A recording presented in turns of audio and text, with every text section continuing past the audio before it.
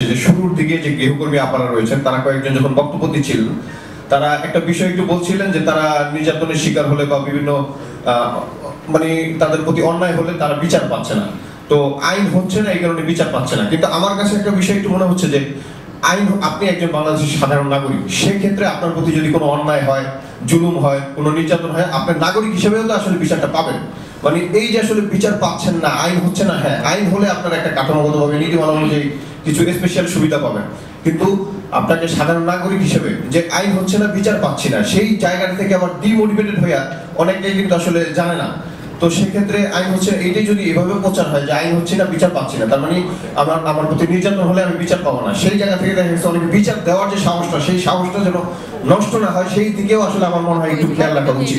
এবং এগুলো আসলে কাউন্সিলিং করা উচিত। আপনাদের যে এই যে 16,000 17,000 আপনারা যে ঐক্যবদ্ধ হয়েছেন তাদেরকে ডে বাই ডে কাউন্সিলিং করা উচিত। এবং আরো আসলে ঢাকা শহরে কিন্তু বিশেষ করে জেলা শহরগুলোতে দেশের অনেক গৃহকর্মী আছে, তাদেরকে এইভাবে আসলে ঐক্যবদ্ধ করা উচিত এবং তাদের কাউন্সিলিংটা আসলে আরো বাড়িয়ে দেওয়া উচিত। আমরা আরেকটা বিষয় দেখি অনেক সময় যে শিশু গৃহকর্মী যারা রয়েছে তারা কিন্তু অনেক সময় শুধু যে শারীরিকভাবে নির্যাতন বিষয়টা এরকম না, তারা কিন্তু বুলিং এর শিকার হয়।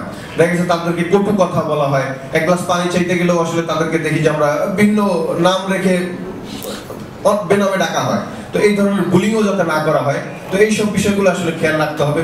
তো একের পর এক আসলে আপনাদের যে উদ্যোগগুলো খুবই ভালো, ধন্যবাদ সবাইকে।